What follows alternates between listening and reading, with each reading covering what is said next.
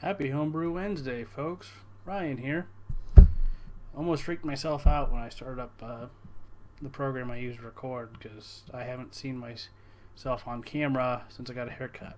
So, it is me, Ryan, for those of you who don't recognize me anymore. Thought I would sample a homebrew here that has been bottled. Well, it's been bottled for almost a week and a half, but it got put in the fridge on Sunday, so it was bottled for a week before it was put in the fridge. So let's just see how this turned out. This is the Cooper's Dark Ale. So this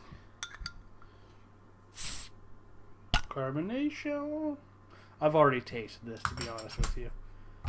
So this will be the oldest that I've tasted, I guess. And tomorrow, my buddy Corey might come over, so we might have a special Homebrew Wednesday. Actually, on Wednesday, because today's Tuesday. I tried to record a day early, so I don't forget to do it tomorrow. And he still has a Cooper's Real Ale that I brewed last fall, so I can compare those. Remember, this is my second Cooper's beer that I've ever brewed. Let's see, we'll go a little more aggressive.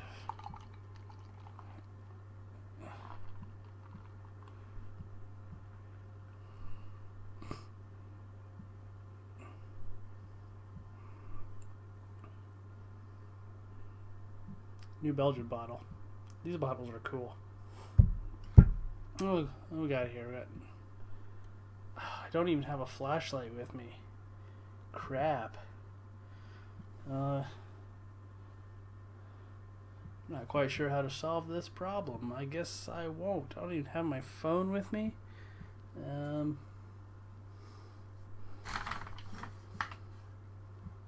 I do have a flashlight. There we go.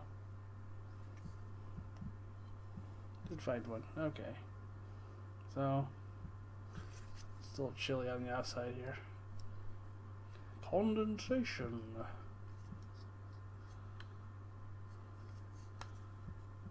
I mean, not much getting through there. Nice head on it. Good lacing. Has this real twangy smell to it, which kind of was before. I don't really know if that's intentional, if it's part of being a hopped, kind of the Kit and Kilo kit. I don't totally dislike it. It's just I don't know. I just don't know if that's right.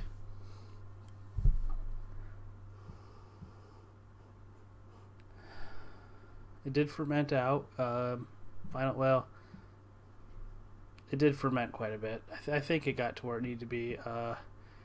When I bottled, it was about 10-11, 10-12 for the final gravity.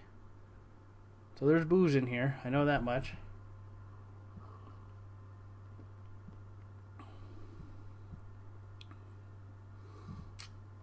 It has a bitterness to it. Kind of like a coffee bitterness, not so much a hoppy bitterness. I mean, it could be. It probably is the hops doing it, or some of the grains they used when they made the extract. Maybe like chocolate malt or something too. Probably some black malt, I would guess, but it's hard to say. I shouldn't act like I'm a professional with what grains or anything.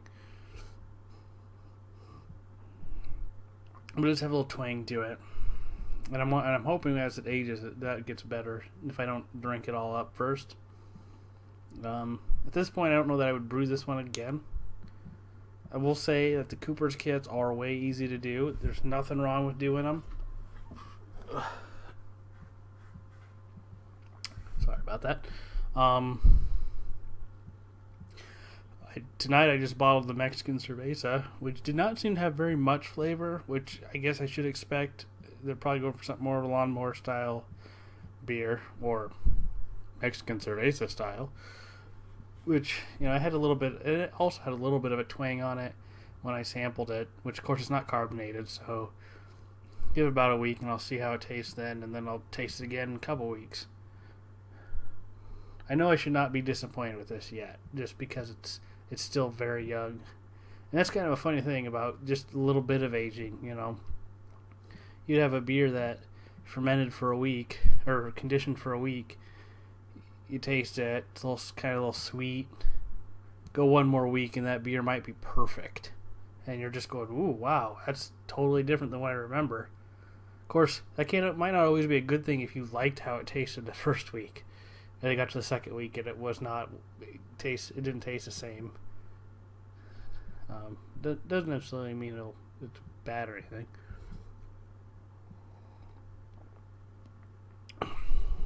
I'll say it's a good beer. I mean, yeah. I wish I had the resources to drink a real Cooper's beer. Something that they bottled, that they brewed and bottled.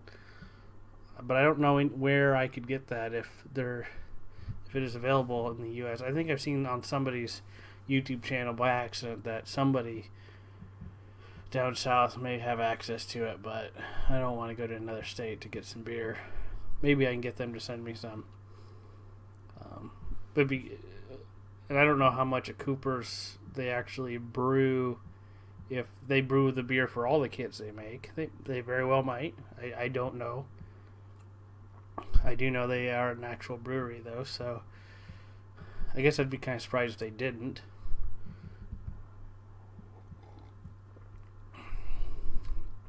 I mean, I think, correct me if I'm wrong, but to get to the stage where we can brew, it's almost an extra step from them just brewing it totally and just in a different direction.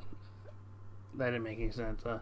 It's like they almost have to get things to just about a certain point, and then rather than brew it or ferment it and maybe add some more stuff, they just go a different route and start, I think they put in a centrifuge or something to get the water out to turn it to that liquid malt.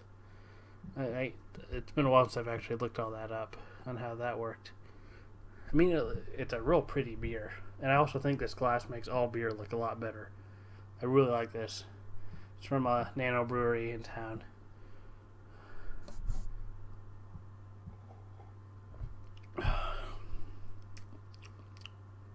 Yeah, it's good. It does have just a weird kind of aftertaste, though. Twang. And that might just be the malt extract. I can live with it. I think I remember my real ale having the same thing. But I could find out tomorrow. Of course, if aging affected that and made that go away, I won't find out tomorrow. But the plan is to find out tomorrow. And I think there was only one Cooper's beer that I gave Corey that he still had. It's here now. So I'll probably just split it up so we can taste both. And I'll have to make sure I put more of this in the fridge. Because I've been only putting a bottle or two at a time so I don't end up drinking it all before it gets a chance to live a little. Or age a little, I guess. So the Mexican Cerveza bottled 50 12-ish ounce bottles. Use little carb tabs on them. I don't remember the last time I actually made it over 50 bottles. I think I actually went above the 5 US gallon line. These kits are supposed to support 6 US gallons. They're made for 5 imperial gallons. Not sure why they went to that number, but they could do 6 US gallons. But for some reason, I seem to remember Craig Tube saying they're better if you don't actually go the full 6 gallons, which of course he used liters. So I think the 5 US gallon, I think he would do about 20 liters or so, which is roughly 5 US gallons. So all my buckets are measured out for that. So I just stop at 5 US gallons. But apparently Mexican Cerveza went just a little higher. Got a decent original gravity on it. Amazingly, based on the chart that they put on the back of the brew enhancer boxes, where it says, if you add so much stuff, you'll get this percentage of alcohol. Well, that would not be correct with this. Well, not totally, I guess I should say, because I added everything. How was that? I had something. Never mind. Ignore that part. I don't remember what I'm talking about now. It said it should be like 4.2%, I think, if you did a whole kilogram. Which Brew Enhancer 1 is pretty much corn sugar and maltodextrin, just a little bit of maltodextrin. And since I had a whole gallon less, I should have had a higher alcohol level than what I actually... Oh, I know what I was thinking of. I was looking at my hydrometer, and the gravity ring I got said it had a potential of over 5. But I think it ended up coming out to like 4.5 or 4.46 or something like that for this. I don't even know what the cerveza is yet, and I really had a hard time reading the hydrometer on the final gravity, but it seemed like it went further than this one did. I want to say maybe 10.05, 10.06, but like I said, I had a hard time reading it. And I don't really know what the trick is to reading them, because I always have tons of bubbles, and people say, oh, try spinning it, and that doesn't do anything. Oh. Sorry about that. Peter just went to sleep. Man, this is good. My throat was getting a little sore after work, and this is making it feel better. First beer, 3 o'clock today. I was wondering when beer o'clock was coming, and got done working and didn't even open a beer for myself. I went to work trying to get all that stuff bottled because I wanted it done. What else I got? I have not gotten to where I'm doing the Beersmith episode yet. I will do one. We'll probably do a couple because there's a lot to it. I will have to do a couple. Maybe tomorrow if Corey comes, we can do it. Double up on Homebrew Wednesdays in 1 week, or make it a Rye Channel special or something. I don't know what to call it. We'll just put a video up, I guess. I mean, if you're subscribed, you'll get it. If you're not subscribed, well, you won't know about it, but I guess you can come look. But probably the easiest thing is subscribe. I could also send out a tweet, so on Twitter, twitter.com/Rye Channel, so RYCHANNEL, which is also my YouTube address. Even though YouTube won't let me call my channel Rye Channel, my URL is youtube.com/Rye Channel. So there's that. Well, I think that's all I got for you this week. Well, for today at least. I'll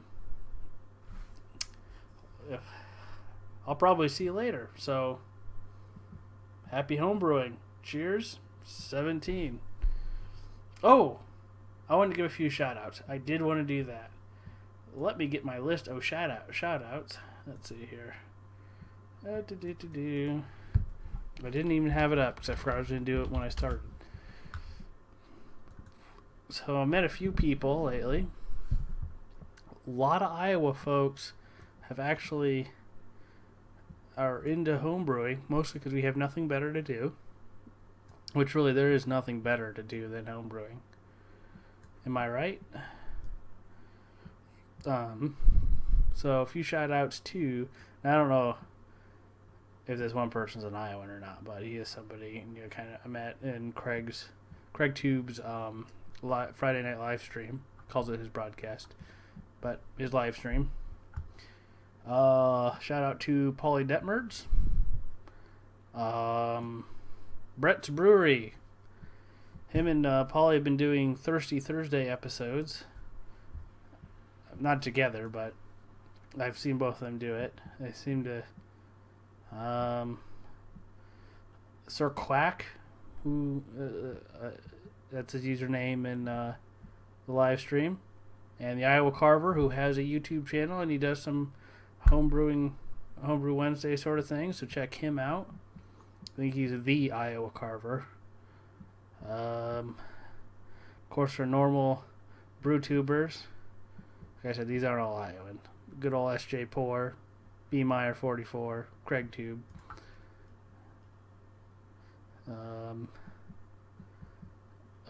Arrogant Bastardale, can't forget about him.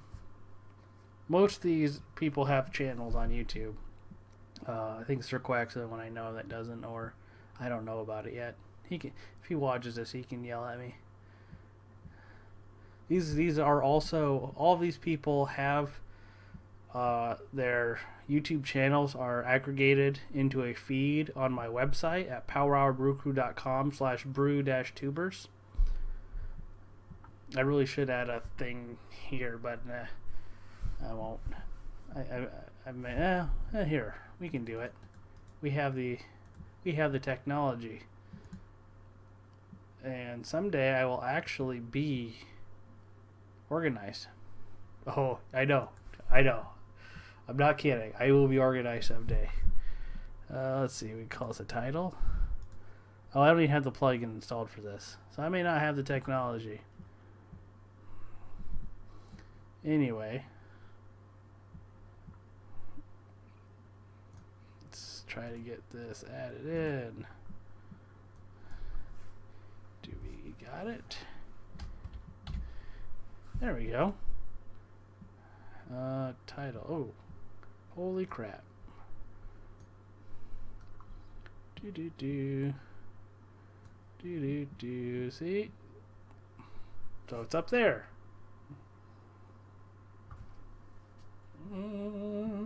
So go there. See my feed of YouTube channels, BrewTubers, folks. Do Homebrew Wednesdays. Even Big Seq01. Big Seq's in there, even though he hasn't been posting a whole lot lately. He's taking care of himself. So that's if you know who he is, you know what I'm talking about. But check all those folks out. Well, where most of us show up in Craig's live stream. So you talk to us on Friday night starting at 9 p.m. Eastern time and listen to some 70s and 80s music. Great time. I don't know why I'm advertising Craig's live stream, but it's just awesome. Alright, I'm getting more people into it. So go check that out. I'll be there. You'll see me. I'll be right channel. I guess I could even put that up here too. See, watch this. Cool things. So when you see this guy. Oop. I am just a mess. So that's my username. So you can check me out. If you ever see this name anywhere else, it probably is me. I don't know anyone else who's tried to use this. And now about 20 people are going to go sign up on every other site I haven't used yet and use that, so I can't have it. But anyway, happy Homebrew Wednesday, folks. We'll check you out later. Keep brewing good beer.